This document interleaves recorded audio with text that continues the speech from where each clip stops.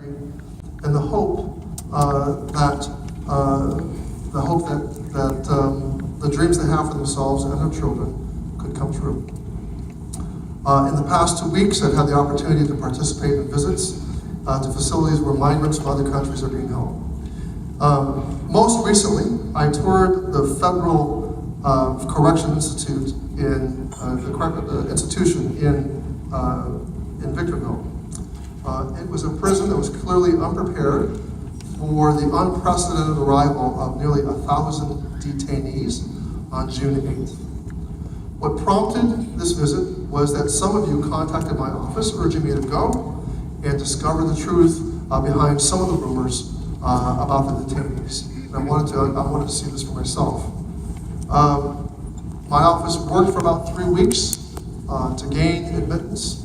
I did go to Victorville and I gained admittance to the prison along with my District Director Rafael Elizalde and 2 staffers from Senator Feinstein's office.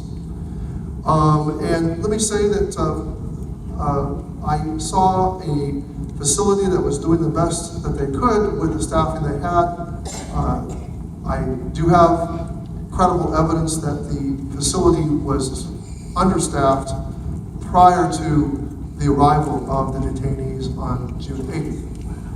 The prison warden, the complex warden, said to me that the arrival of the detainees was precipitated by a verbal interaction with him and somebody not identified at the Department of Justice. There was not a written interagency agreement. That agreement came later.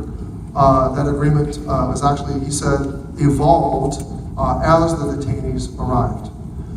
So clearly this was, in my view, a seat of the pants action. Was not completely thought out. There was a call to ask whether or not they could accommodate 1,000 detainees.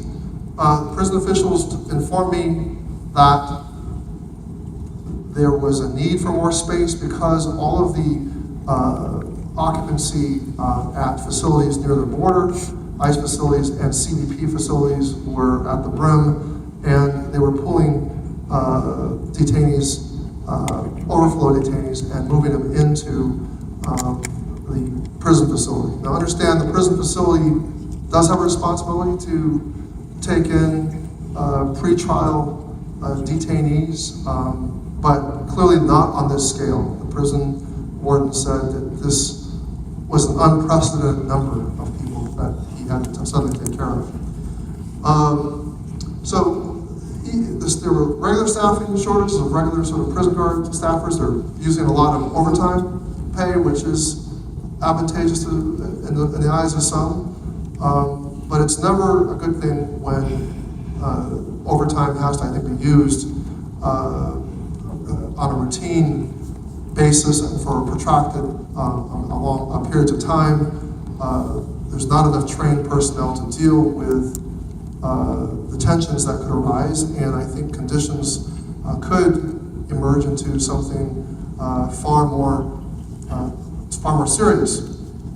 There was one prison doctor for a prison population of 3,500 regular general population inmates who are serving sentences. So the arrival of 1,000 migrant detainees constitutes an increase in the population to 4,500. Before the arrival, much before the arrival of these detainees, 1,000 detainees, there was already criticism that in prisons across the country, that medical personnel shortages were at a crisis point, with only 2 physician assistants, and 1 doctor taking on 1,000 additional charges was also a problem. And it's exemplified by the 60 cases of scabies, the uncertainty about whether or not they're following the full protocol, whether they have enough staff to manage, whether these scabies cases are being properly separated from that prison population. They have one confirmed case of chicken pox, and they had a complete ward of about 150 detainees that had been exposed to chicken pox that were sort of in a quarantined area. So cell blocks A and B and DNF were medium security facilities where they were housing the detainees. And please be clear that these are detainees. They are not, we shouldn't consider them the same as the prisoners who are serving actual sentences. In fact, federal regulations mandate that these two populations must be kept physically separate. And there are certain rules that have to be followed when you are dealing with migrant detainees. I was able to interview groups of these detainees.